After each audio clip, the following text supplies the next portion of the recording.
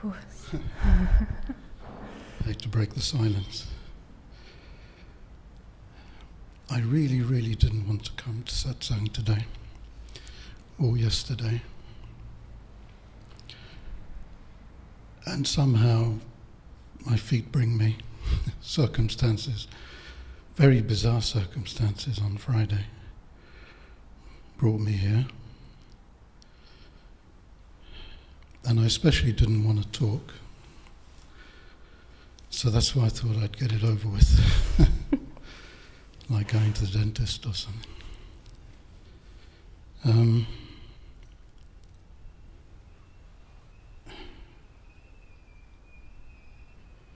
And being Easter, I thought it might be a good day to die and be reborn, if possible. I went to see a Satsang teacher some years ago and asked him a question, and he started off politely enough, but then he got more and more worked up. I think he was a bit bonkers, and he ended up almost yelling at me. I know people like you, I know who you are, I know your sort. You pretend to want it, you pretend to want whatever it was he used, awakening or something. But you don't really, and he was kind of really having a go at me. Which didn't do much for my self-esteem as a seeker. And I stopped going to satsang for a while. But I wonder if he had a point. That I don't really want it, whatever it is. And I find myself coming and sitting at the back, and I feel I'm not fully engaged. And that's been going on for years. So, do you have a response to that? Or I think I'm asking you for either encouragement to keep going, or that you tell me, forget it, you're not meant for this, and then I can give it up. Something like that.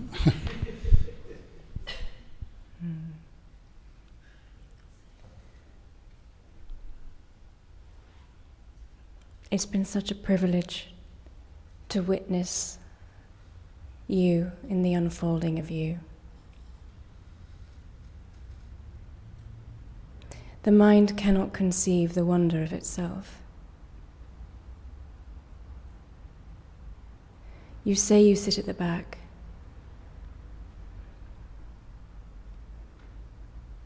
But when those legs move you forward, you're fully forward. But then a retreat comes because it's too much for the mind. What brings those tears now is recognition of the beauty that you are.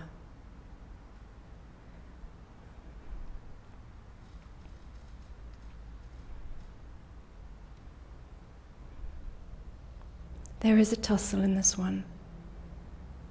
There is a stubborn one that's holding on to a feeling that I am unworthy. You've said it to me in many different ways. All beings are saying it to Ma in many different ways. All beings are feeling inherently unworthy of the immensity that they are. And that gives birth to all sorts of behaviors, all sorts of self-defensive mechanisms to prevent you from feeling your own immensity.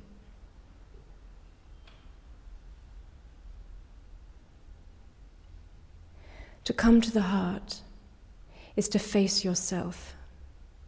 And that means all the aspects of the self, including the personal self.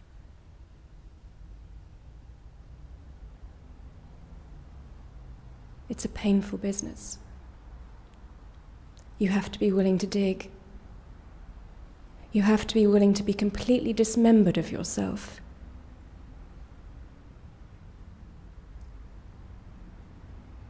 It's terrifying for the mind to be unraveled of itself piece by piece, layer by layer. But it's actually happening under your own instruction. Your yes to love, your yes to Ma. You may deny that you're giving a yes, but here you are. You're walking in through those doors, it's your yes to love.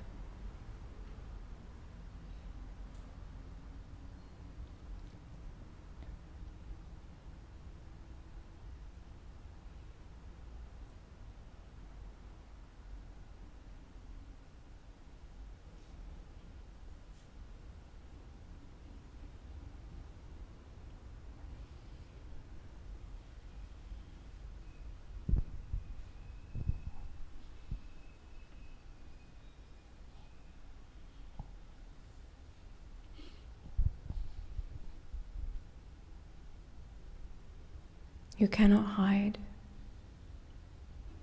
though you will try. I remember one satsang in Ibiza where you hid and I actually couldn't see you until the last day of satsang. And you were there the whole week hiding behind a chair.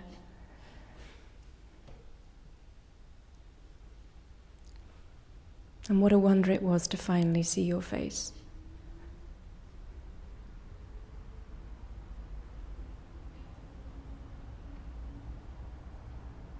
How does it feel right now to be like an infant inside? To be what? Like an infant. Close your eyes and feel an inward sense of infancy.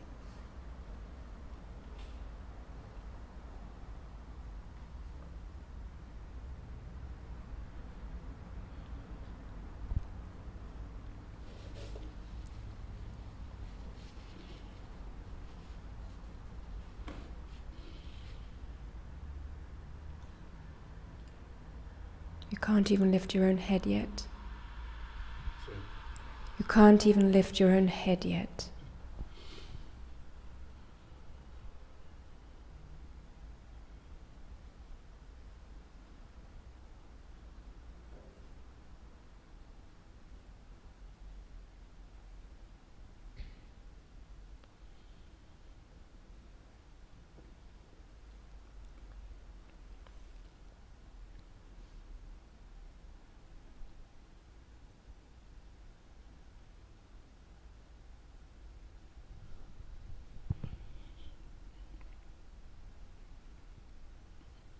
I'm not sure if it's what you're asking. If it's infancy, did you say, or A sense of infancy. a sense of infancy? I do feel a certain emptiness and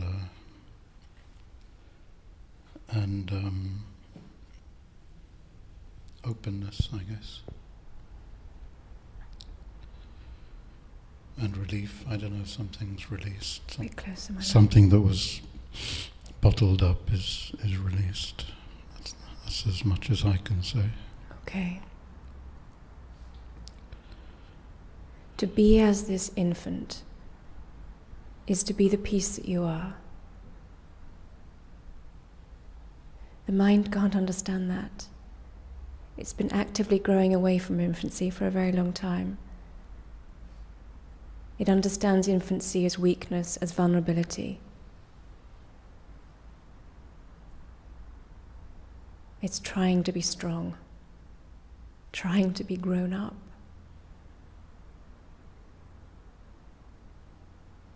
Again, tune yourself back into inward infancy. Is anything missing for this infant? Right now, there's no sense of anything missing. No.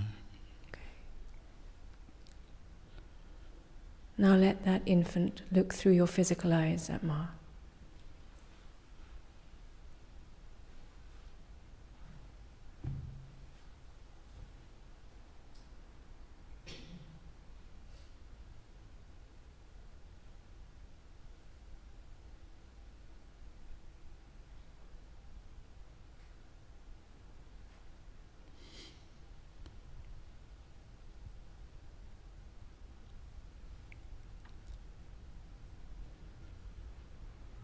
comes. Tears. Yes. Tears of.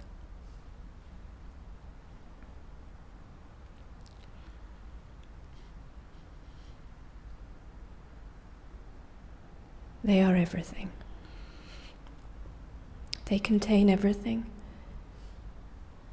They are tears of recognition,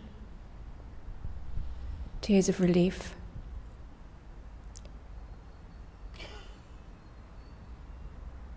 tears of pain at having been away from home for so long.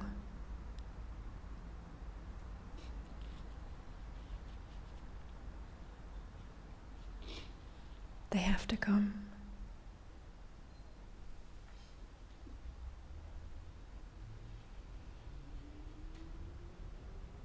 You've been fighting this infancy for a long time. I wasn't a very good infant even when I was an infant, actually. I didn't have that. Microphone, sweetheart. I can't think back to a kind of state of innocence and sweetness. It wasn't really like that for me. No, the learned baby is different. Your babyhood was the beginning of where all of the misunderstandings began to grow their knots. Let's be clear about this. The moment you came into form and you took your name, early babyhood, this was when the great forgetting began. The forgetting of mother.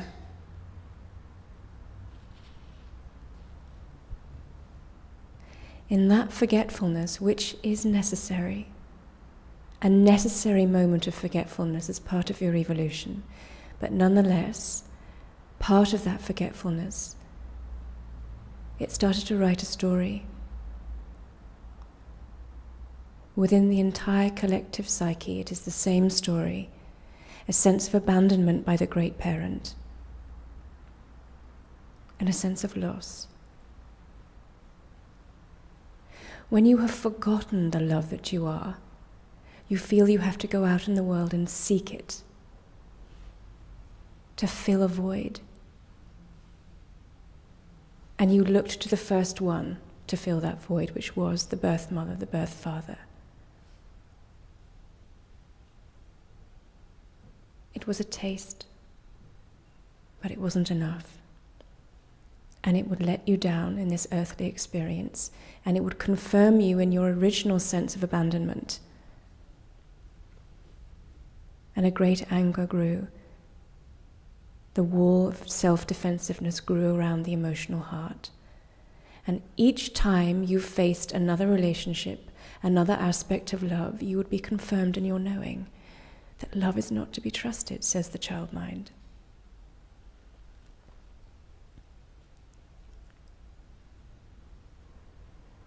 It's all right. Every detail of this one story is your script home. It's more than all right, it's beautiful. But there's such self-loathing in the human psyche. I wasn't a very good baby, says this one. No, I was even failing then, 2 days out of the womb. Yes, I started failing very early.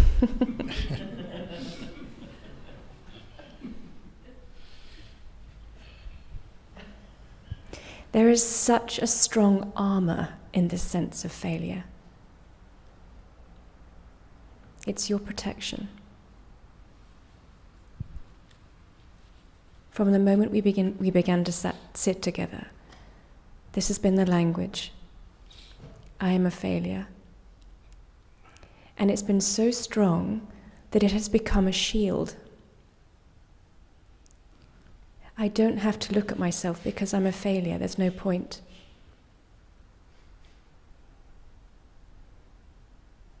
And it's enough now.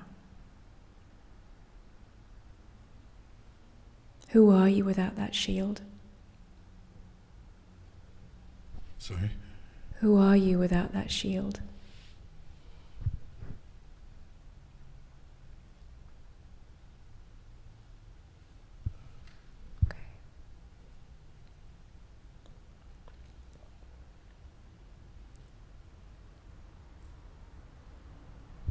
I should say I don't really see it like that. I keep trying, you know. I don't feel I hide behind a shield of failure. I feel I keep trying and I keep failing. But the trying comes first, you know. Yes, but the sense of failure is always there to greet you. You can depend upon it. Maybe. Love knows you better than you know yourself.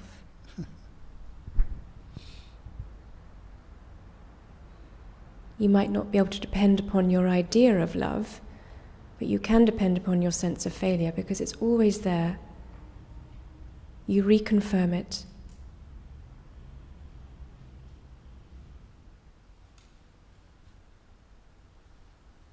But, nonetheless, yes, you do keep coming back. And that's the beauty.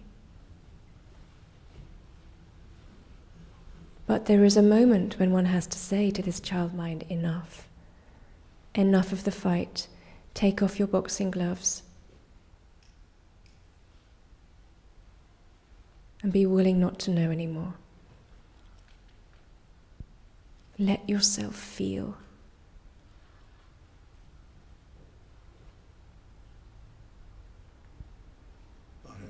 I think I feel all the time. I didn't know I wasn't letting myself feel. I'm constantly stuff going on. Yes, I know. Emotionally you're feeling all of the time. Yes. But to feel as that infant, to have no control anymore.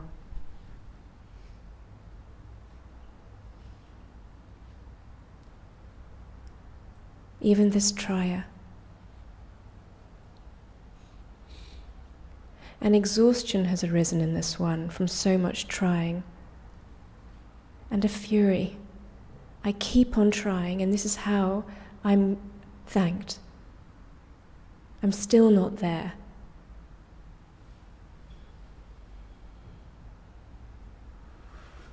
You put your hand back.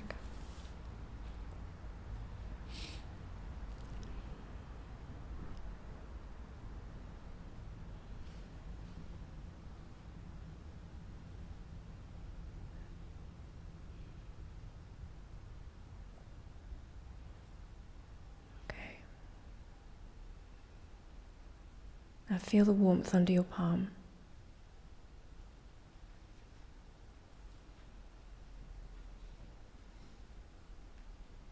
Now see if you can feel as if your eyes are under your palm.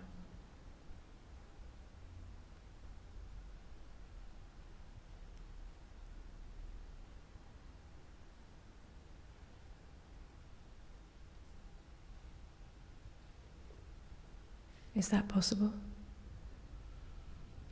Okay, so when you're ready, allow yourself to look at me through your physical eyes, but from the deeper eyes under your palm.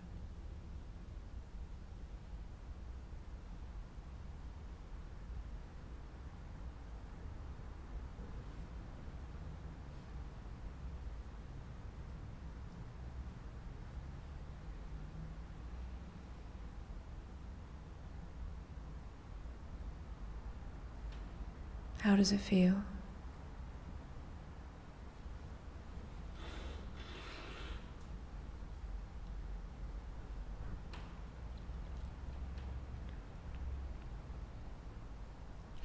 I'm sorry, I can't put words to it. I could feel the warmth. Just a bit closer, sweetheart. I could feel the warmth and see you. And it went quiet. And there was a certain simplicity and clarity, and that's as much as I can say. Oh, that's beautifully said.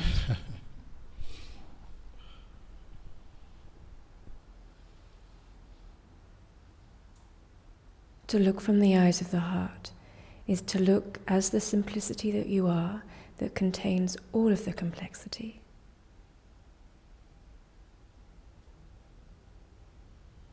To look from the eyes of the heart is to look as the peace that you are.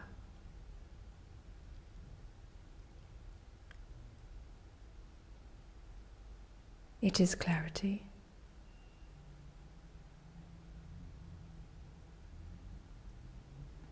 These are love's eyes. They are so vast.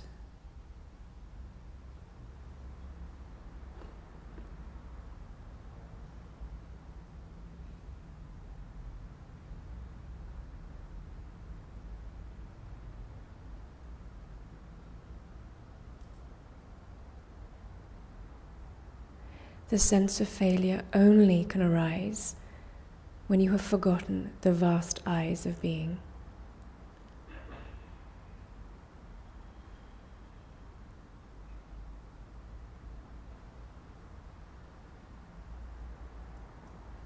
A failure is that which is trying and not getting what it wants. So who is this trier? This trier is the one who is committed to being a person who must achieve and do and maintain. In a sense, feeling like a failure has been a gift because it's cut off the trier. It's love saying, stop, stop, stop. It's not up to you.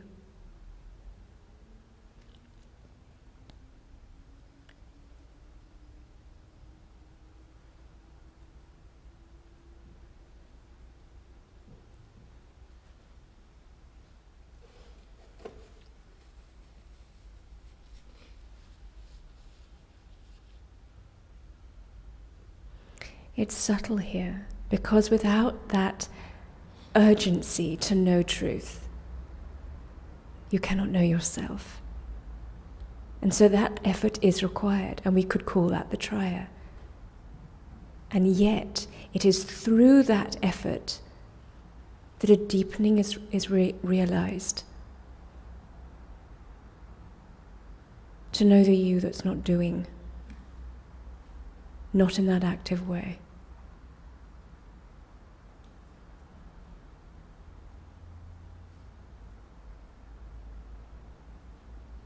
Again, let's bring you back. Your task is to bring yourself back. So again, put your hand on your chest. In time, there won't need to be putting a hand on the chest, but for now it gives you a concentration spot. It's more than a practice, it is a shift of perspective. For the moment you dropped your view to the eyes of the heart, clarity came. Space.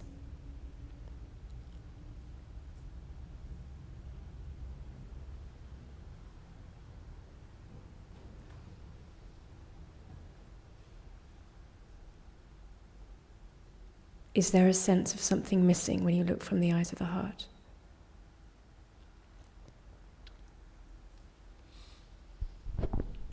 Right now, no.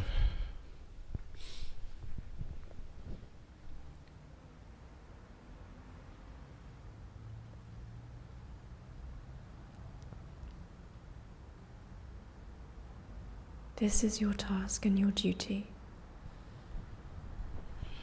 Could you spell it out again, please? I got lost somewhere. To bring your focus back. To drop your view to the eyes of the heart. So that you can look with clarity and from simplicity. Only then can you understand all the details of this one. Okay. You just said that from this position, nothing is missing.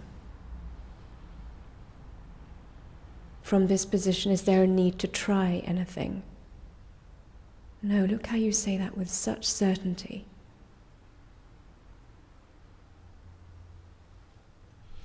But it feels very fragile, like anything could shake it, and stepping out of the building will shake it, you know, it feels... Sure. Slowly, slowly. Okay.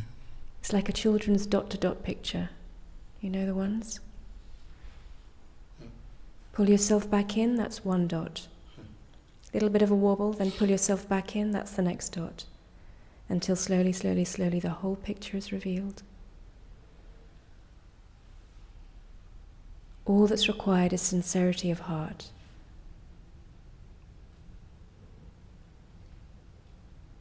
A willingness to let everything come up. What happens in this one is when a strong emotional response occurs, a feeling of collapse is quick to come.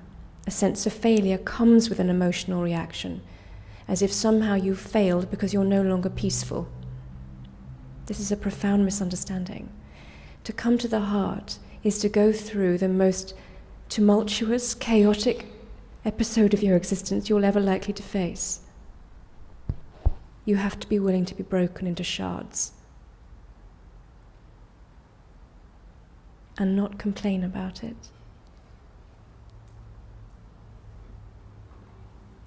Are you willing? I'll give it a go. No, more than that. That's not enough. Yes, Ma, I'm willing.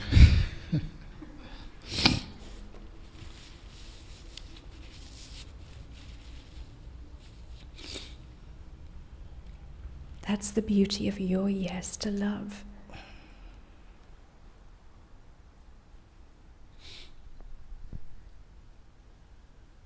It's full and it's unequivocal.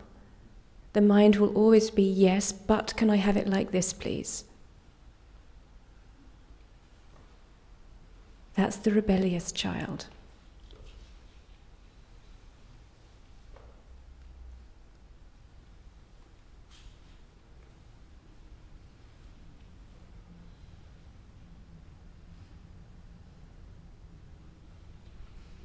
Are you waiting for something?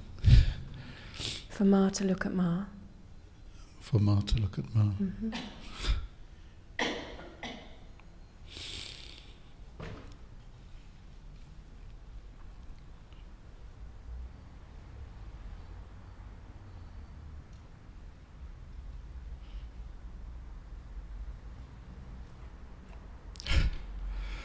That's the best I can do, sorry.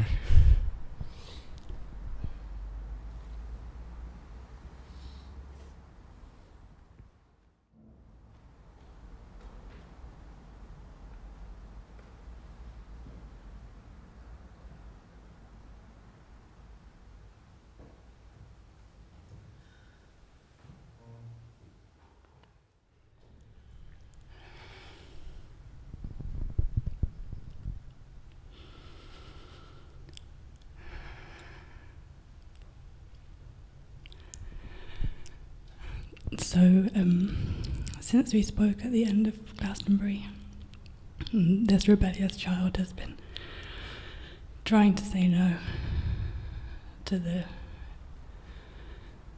call to be with this form.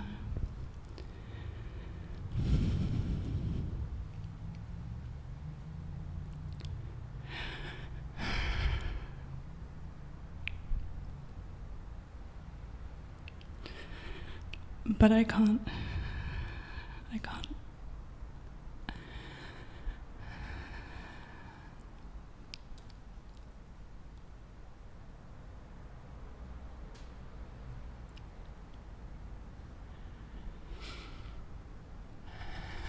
And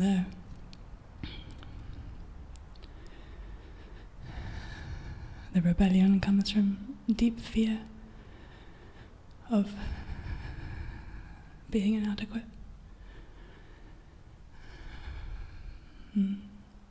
of failing,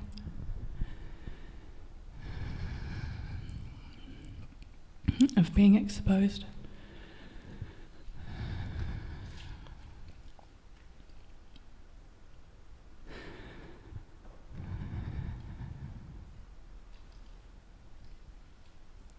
of wanting to have truth in a form that it thinks it can control or understand. But it's not like that.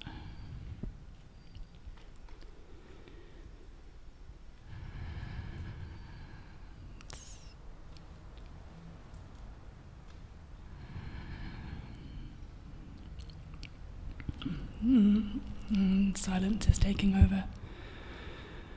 And in that silence there's a strong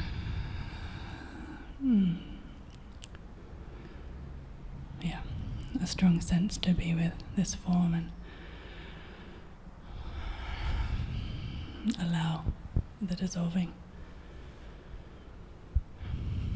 I just had to expose it, even though I know you know.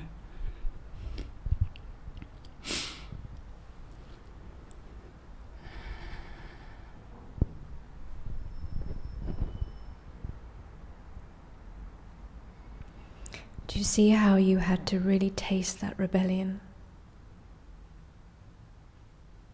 It had to really kick and scream.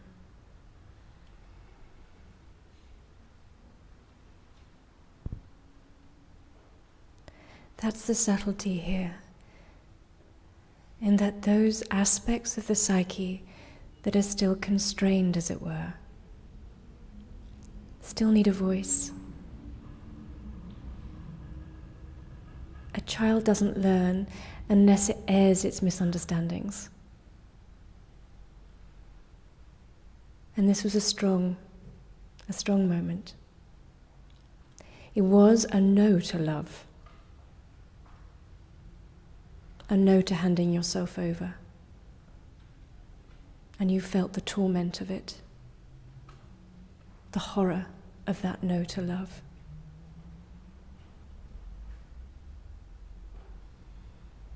But without feeling that horror, do you see? You could not be here right now, handing yourself on a plate at love's feet.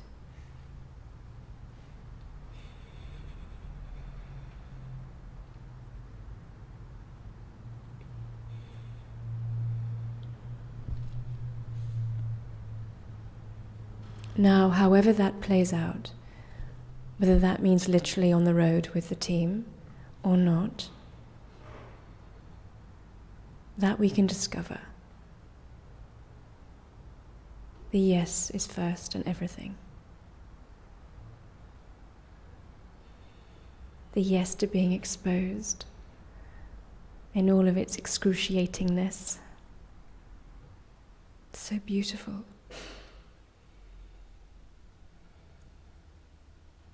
That humility to let nothing hide.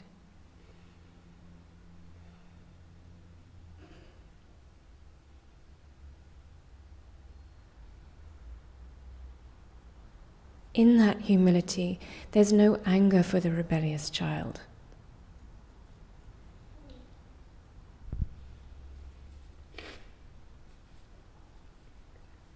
But there is a firmness.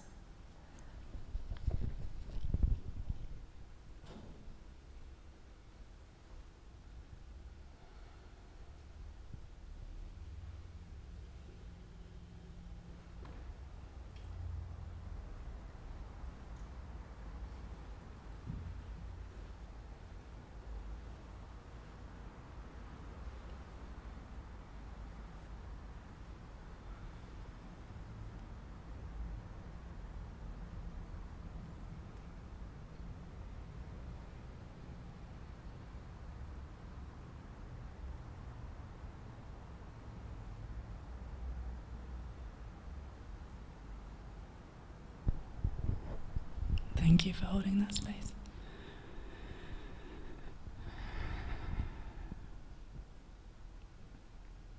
Thank you, my love.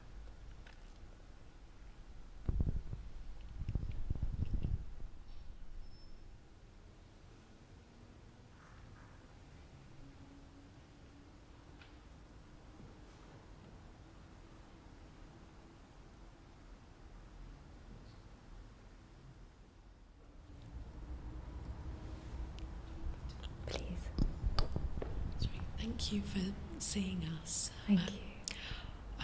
I don't want to... A bit closer. Sorry, I don't want to take up too much of your time asking something that may not be relevant. I don't know, but I don't feel I'm getting much out. I don't know if I'm doing my spiritual practice properly. I feel as if all my chakras are blocked. I've been reading about it. and I've been reading also a lot, for years actually, about manifestation, and I would like to bring, both spiritual and material abundance and prosperity into my life. I seem to have done the opposite. I have a lot to be grateful for. I've got 5, fantastic children, but everything else I seem to just hit dead ends everywhere I go.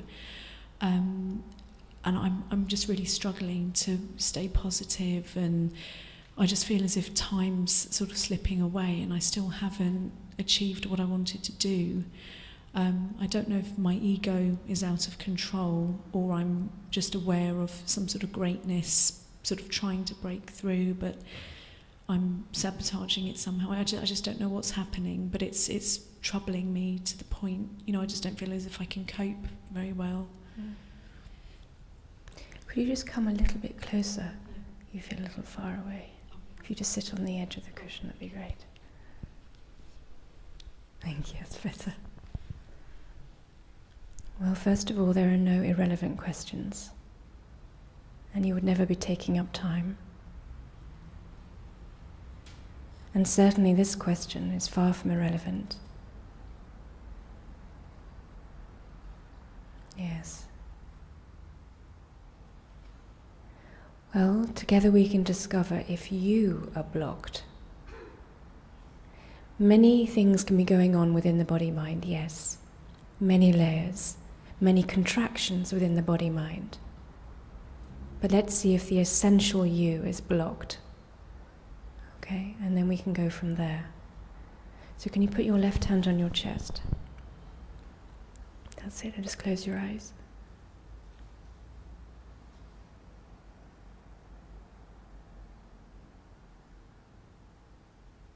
Feel the touch. Hand against the chest.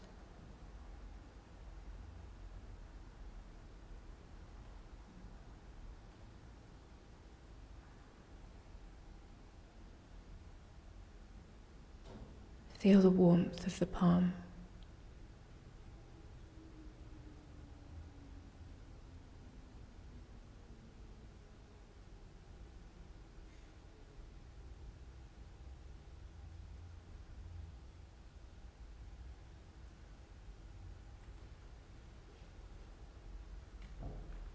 Can you feel space between the hand and the chest?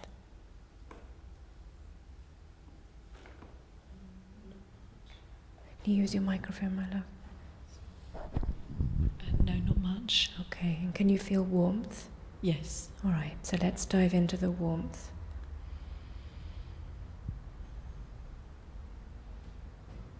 Feel the warmth itself expand.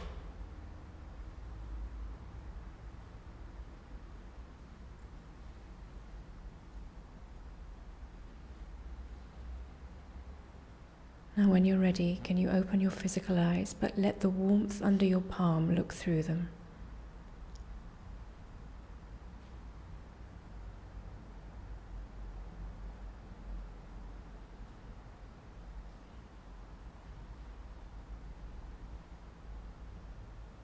Is it possible? I'm not sure. I can still feel the warmth. Yes. But I can still see from my physical eyes, so I don't know. Yes, you will still see through your physical eyes. But how does it feel? Just warm. Okay. Just the warmth.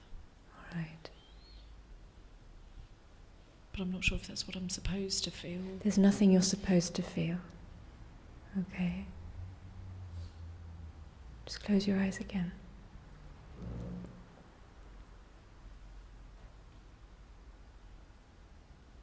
This mind is always feeling it's getting it wrong.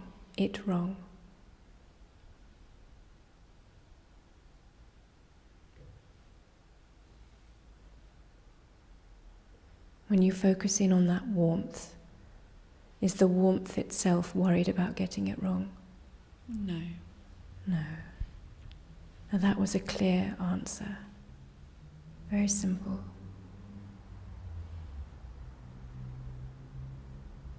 Now again, if you open your eyes and let that clarity look.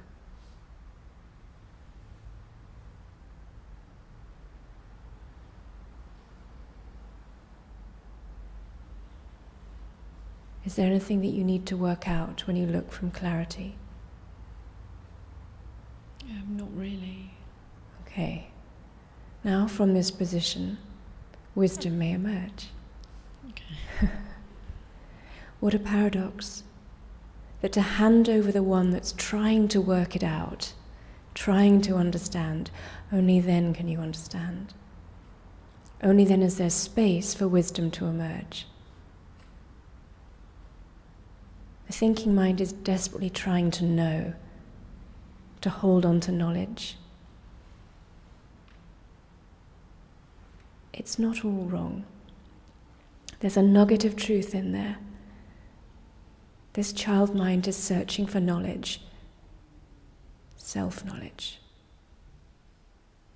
But all of that searching is leading it here, to the one that's not trying at all.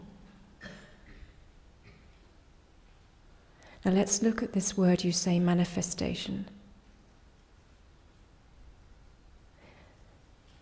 This is a complex one in the psyche, because it contains truth and misunderstanding in equal parts. You are that which creates all. But as long as you are committed to being a body-mind, the body-mind misinterprets that reality and thinks that it, as a person, has the power to create whatever it wants. And this is a misunderstanding of the reality and causes much suffering.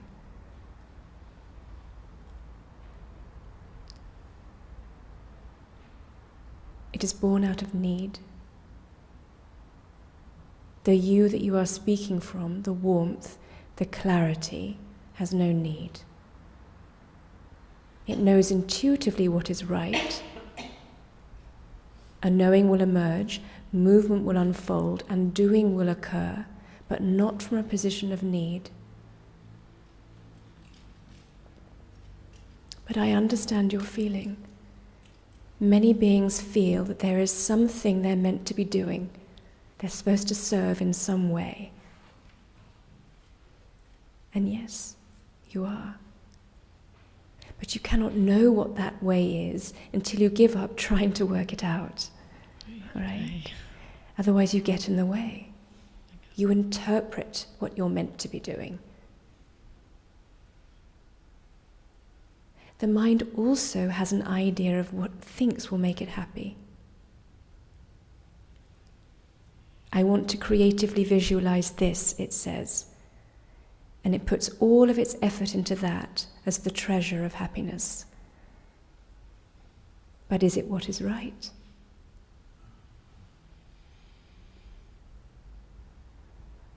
How does it feel to have no say anymore over your life? It makes me feel completely helpless. Wow, yes. Now bring your focus back down to the warmth under your palm.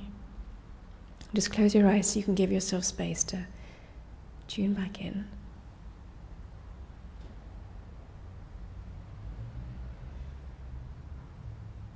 Now looking from warmth and as warmth,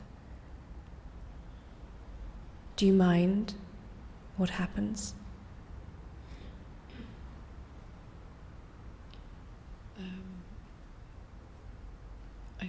I do, to some extent. So I feel as if, again, I'm not quite doing this right. No, there's no wrong here. There's no wrong. It is simply that the thinking mind is so quick. It's natural. The thinking mind has been in possession of itself for a long time. It thinks that it has to do, that it has to achieve something.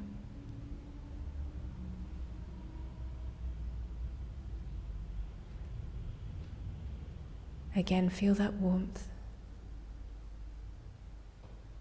that clarity, and open your eyes.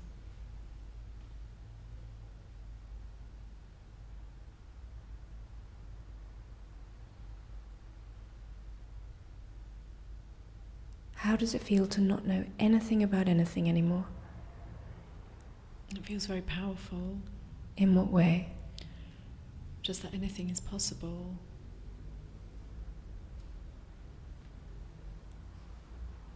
But But how do I keep that with me all the time? But can you see the wisdom and the paradox? Yeah. In being willing to not know anything, in having nothing to hold on to, you feel the immensity of that. Mm-hmm. The mind intuitively knows that immensity and is trying to hold on to it and funnel that into something. Yeah. Give me that immensity and I'm going to bring it down to this form to make me happy. Yeah.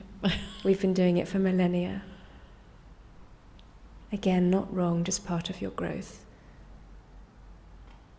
But it hasn't made you happy because it's not stable. The true stability is to reside as you are, as that clarity. And that, in a sense, we could call it a practice. It is simply a reminding, a constant shifting of your perspective. From the moment you get up in the morning,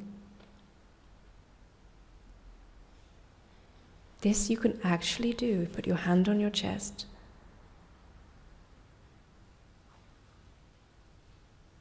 It's not about making you feel better or giving you comfort. In that moment you shifted, you dropped your need, and there was space suddenly.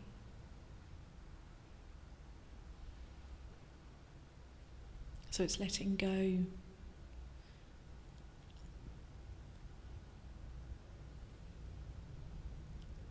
Yes and no.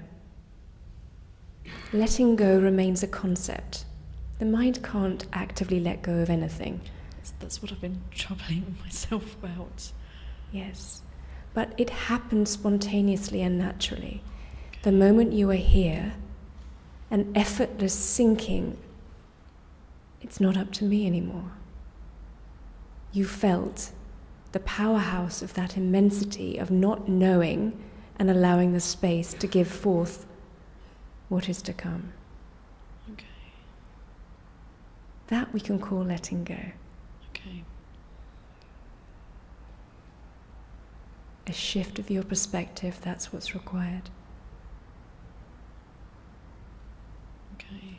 In your daily existence, with your family, with your young ones, especially with your young ones, look at them from here.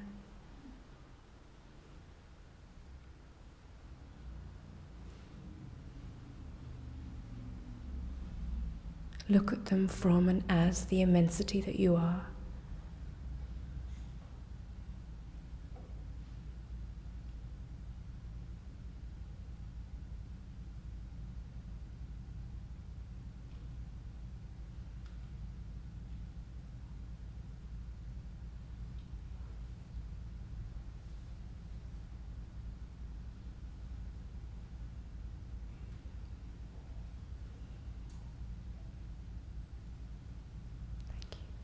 Thank you.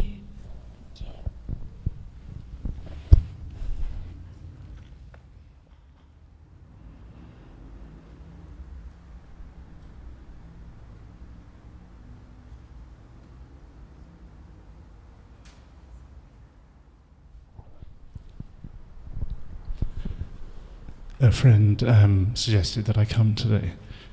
I haven't been in any way an active seeker for a long time. And partly that's because in personal terms I feel a sort of allergy to seeking or mumbo jumbo or any of this sort of, I don't know what the word spiritual means, and I'm not really interested.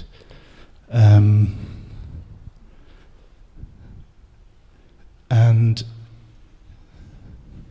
it's a bit desert-like. There was an experience about 16 years ago where a veil fell away and there was no self, and it was all very ordinary and it was cool. It was just gorgeous, and there was a wondering how that is not seen all the time, but of course there was a seeing that it's not seen because of seeking and because it's too close. But anyway, so I thought, well, seeking is that which covers everything anyway. So, except for all the seeking that's accidental, because my sort of personal self came back. The veil went back over my eyes. I wonder if I'm making any sense. Yes, you are. And but the active seeking fell away, and this sort of grumpy allergy to all this kind of stuff came up. And it's all right, because there is a joy in living, I suppose, and it's all a bit.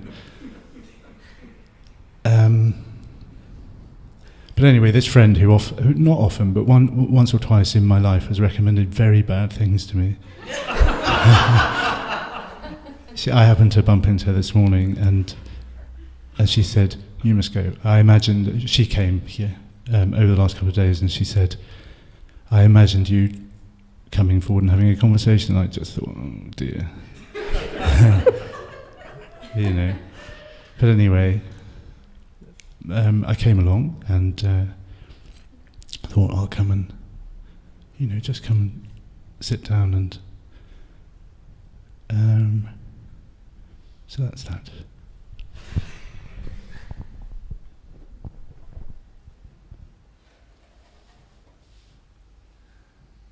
This human journey is so exquisite.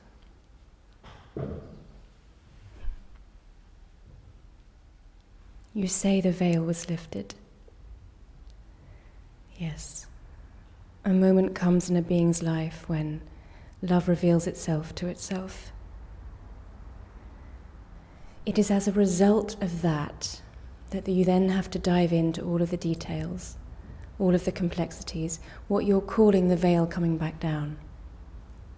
And it's not wrong. It's very much a part of it. Nothing is wasted. In a sense, the wisdom of the allergy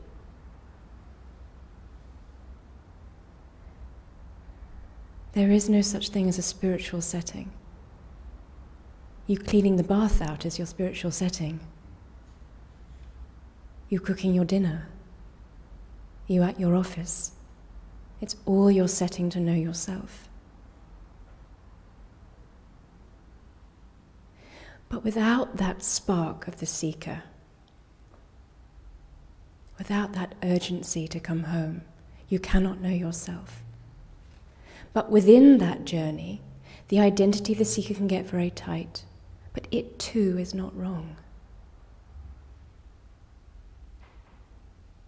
The grasping for something is another example of the mind's grasping and trying to hold on to something. And it then does it in the form of what we're calling spiritual knowledge. It's not wrong. It has to come up and out. That need to acquire demonstrates in every arena. And something in you intuitively felt, no, I am not here to acquire anything. But also the rebellion sets in. So many things are occurring in one experience. Consciousness is always giving multiple lessons. And that rebellion is also saying, I am dependent on no one but myself, personally.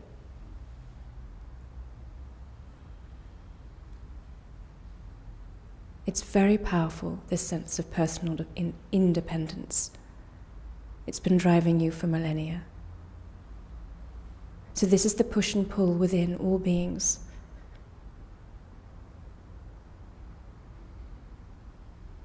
With that allergic reaction, something brought you today. What was it?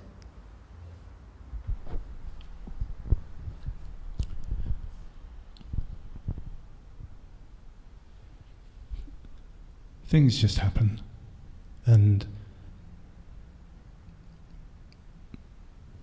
I don't worry too. I don't know.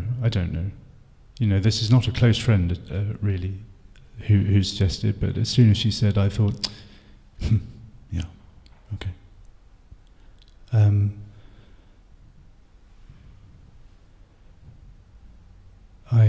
I circle around love, and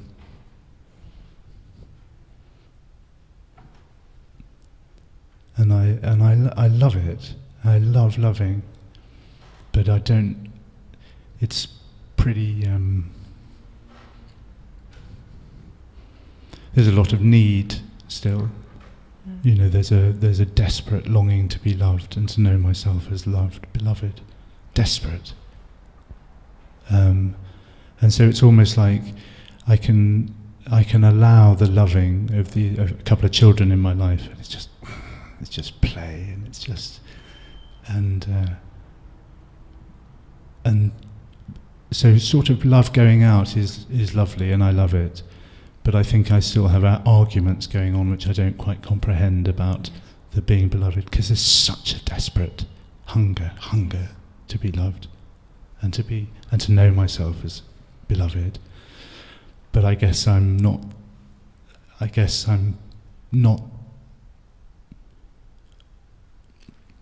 think there are more forces involved in that are keeping it sort of tight and Sure. pulling. And Yes. That circling is very powerful. But let's go right back and see what it is in the human psyche that has this push and pull. The circling of hedging one's bets, keeping oneself at a safe distance from love. I can enjoy it, but I don't have to really get too close. There is a sense of not wanting to allow yourself to truly feel. Even in asking you what brought you here today, the mind says, things just happen. So I went, oh, okay. That's circling.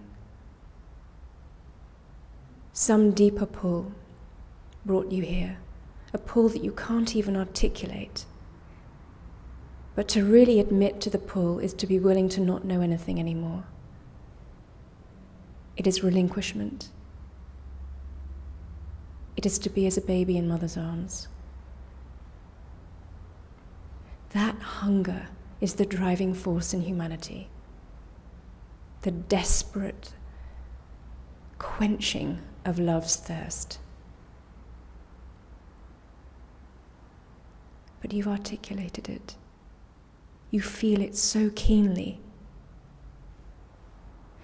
If you did not feel it so keenly, you cannot know yourself.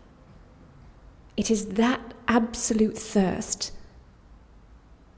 That thirst is what allows you to go and find the water. So again, the craving is not wrong. The craving is part of your journey home. But let's see if we can discover the one that is not craving. Can you put your hand here? Okay. So let yourself feel the touch. Dive into it. Settle.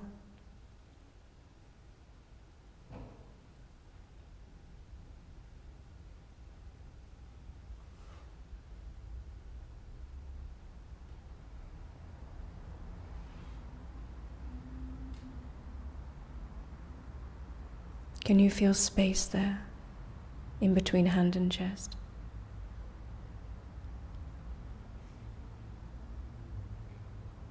I think so. You think so?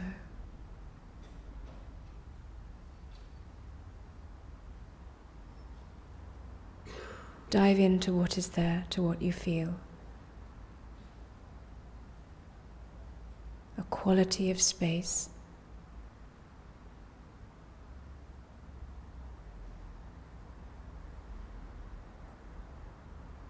Can you feel its expansiveness?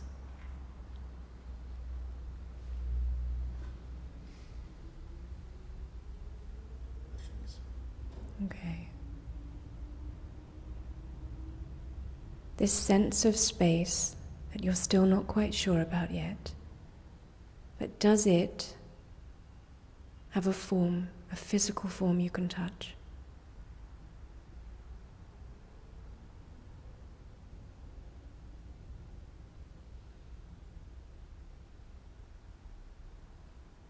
I don't know how to answer. Can you use your microphone, sweetheart? Thank you. I feel confused as to how to answer. Okay.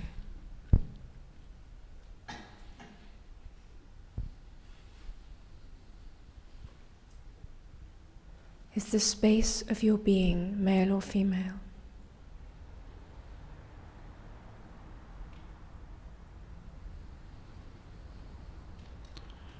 It's neither. Does it have an edge to it? An No. end? No.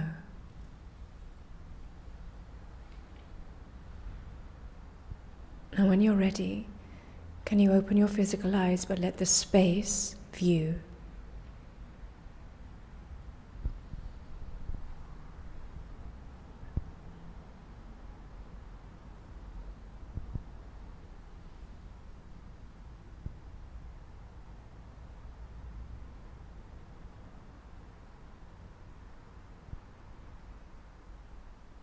Is it possible?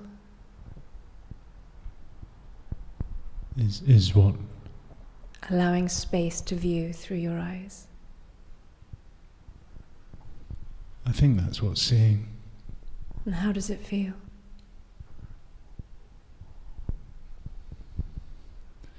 It feels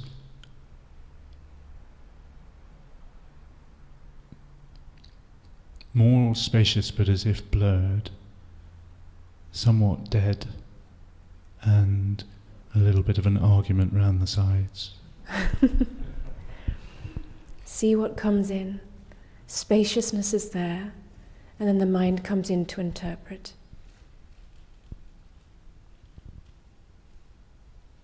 Somewhat dead. It's okay.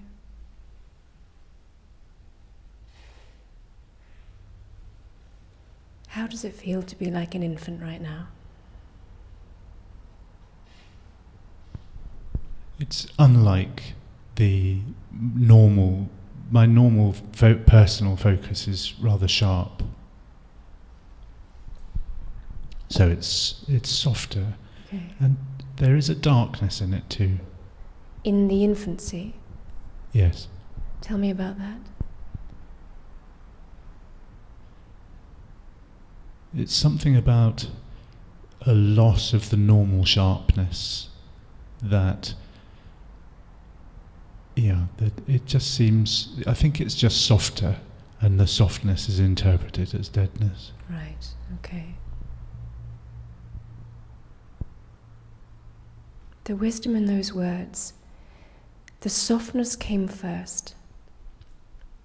Allowing yourself to be as that softness is paradoxically to be the full strength and clarity that you are.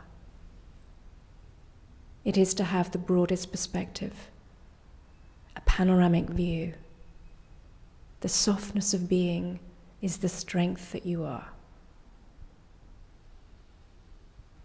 But the mind can't compute.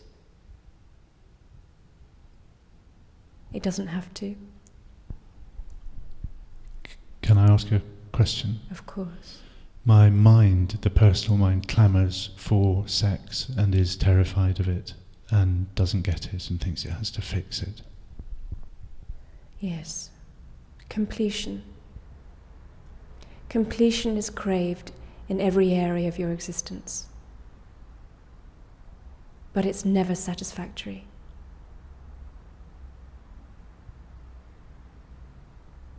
The clamouring is telling you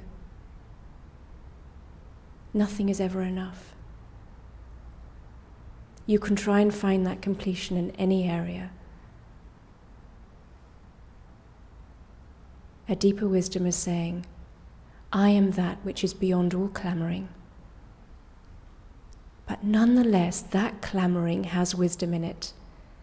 It is the child that is in remembrance of its own nature, way back like a distant memory, that your happiness lies in love, that is your completion. But the child mind misinterprets that and seeks it in physical form. One being with another being, one being with another pursuit. Over and over. And it doesn't matter what the activity is, what the being is, what the pursuit is, it will never complete you. You may get a high. You may get many highs from those experiences, but they don't last. And that compounds your sense of fury at being let down.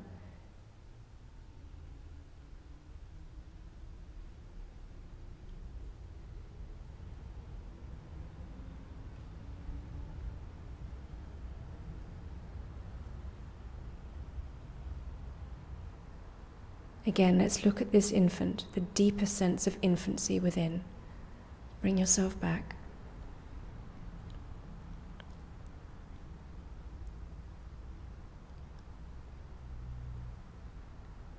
You can't even lift your own head yet.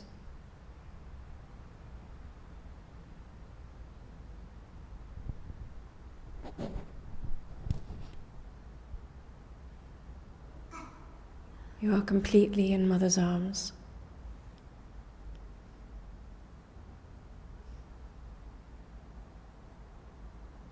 You cannot walk without her support. You cannot talk without her guidance.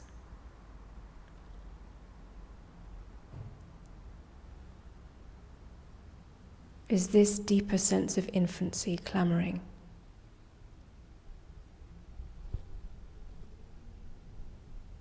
No.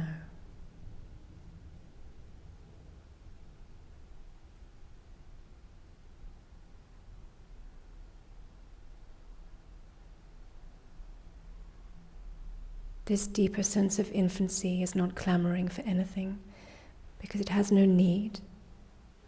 It's eternally self-sufficient.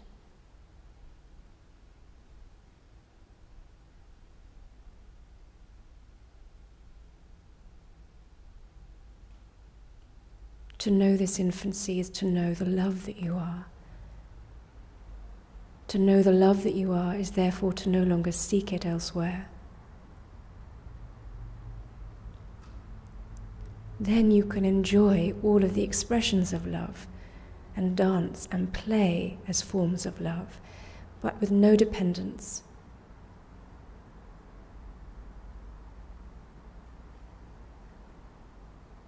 Again, when you're ready, open your eyes, but let that true infancy look through them.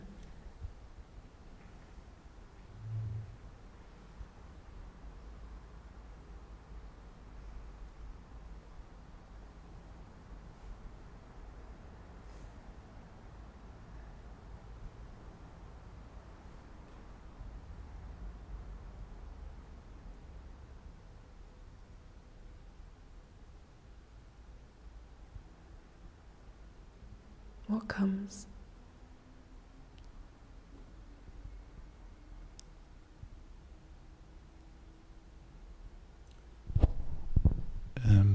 The possibility of a playfulness that never leaves silence.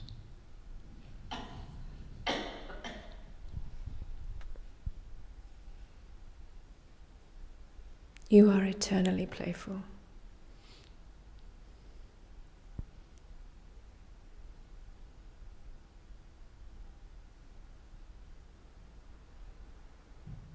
Put yourself in Mother's arms, wholly, unequivocally.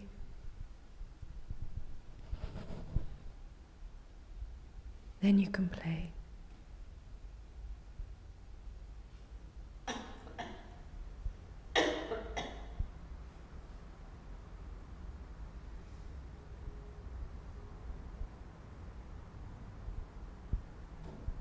Because that is the paradox.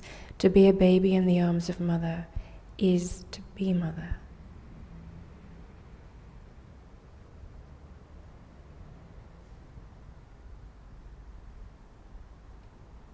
Only when you are willing to not know can you know.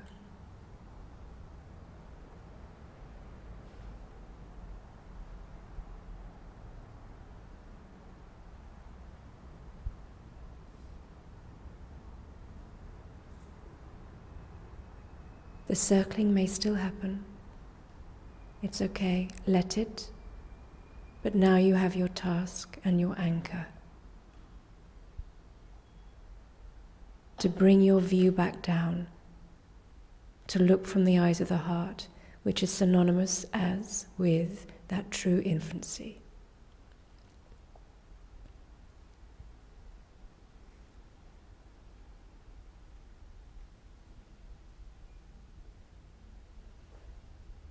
What's happening?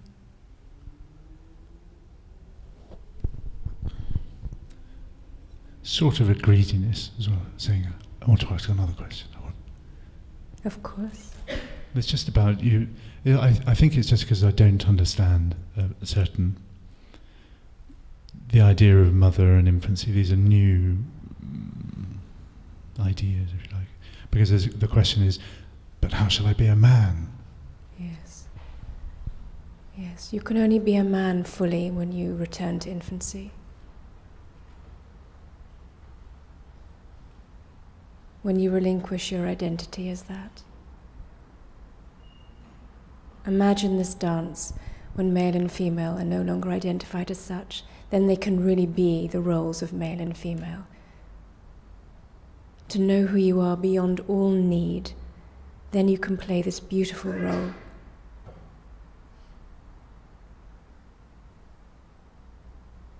The holding on takes place in both sexes. The man holds on in unique ways and the woman holds on in unique ways.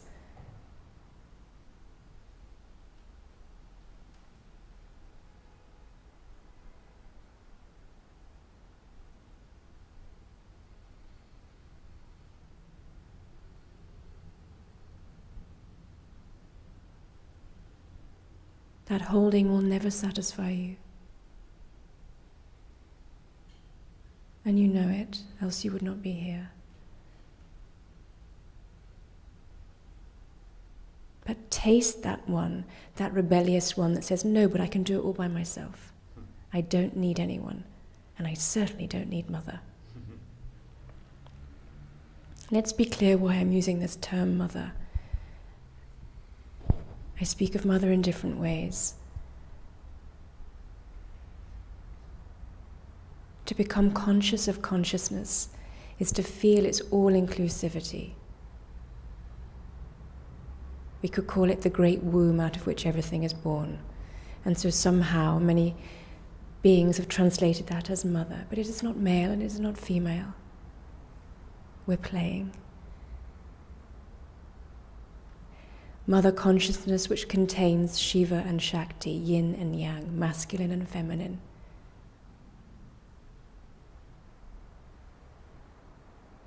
You contain both. You are both.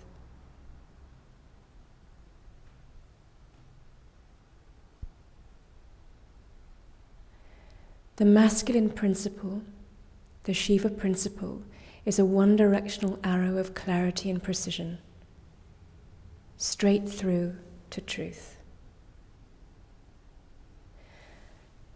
The feminine principle is all-inclusivity, all the layers of creation, all the layers of possibility in an inclusive ring. We put those together.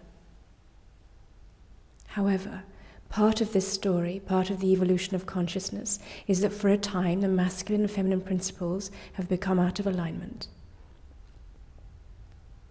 The female principle, when it becomes out of alignment, becomes consumed by all of that information. Too many possibilities. And she becomes them. She feels each feeling that she feels and becomes each one. And it's an overwhelming experience. But that doesn't make the detail wrong.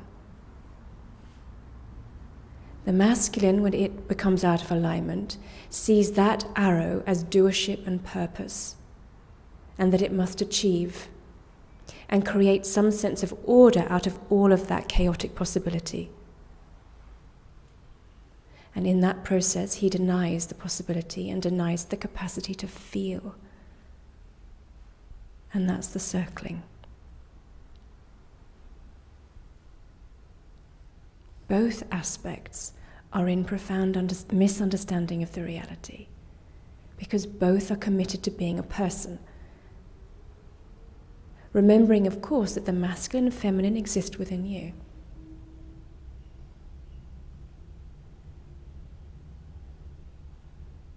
Again, another layer here to be investigated is the reaction to mother. The fury to mother. The fury against Earth Mother is just the beginning. The original fury to Mother is the original fury to consciousness itself, to God, for failing you.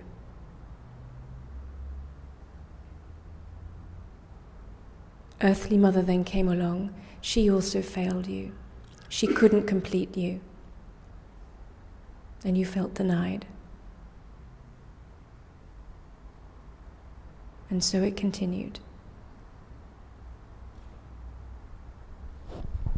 And continues. Yes. So there is some wisdom in your friend saying, come and sit before a female form of Ma. Because the female form of Ma will hit all of those buttons at this time.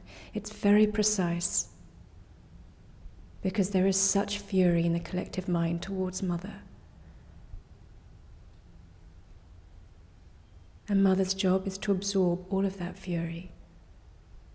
Let her children tantrum all over the place to empty it out and hold you in that tantrum. But the duty of the children is also to take responsibility for their tantruming and to bring themselves back here. And you know it, because you know goodness without knowing how you know goodness. And it shines out of you.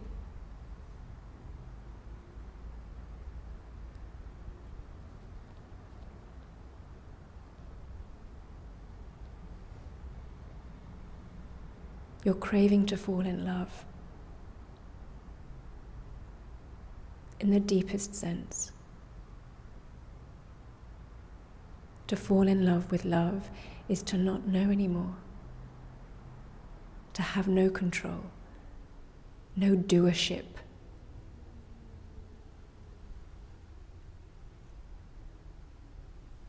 Only then can the arrow know its true purpose. Only then can the man be in a full expression as a man.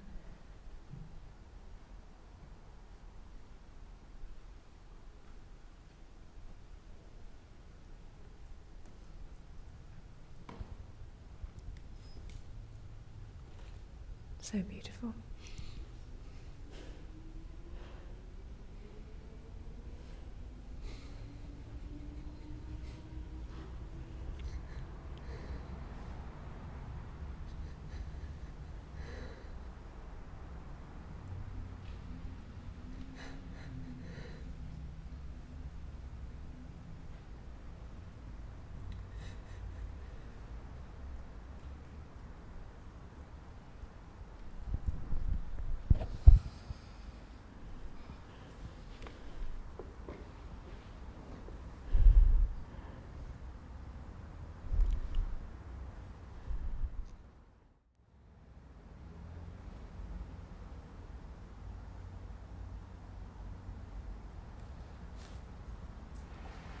Thank you.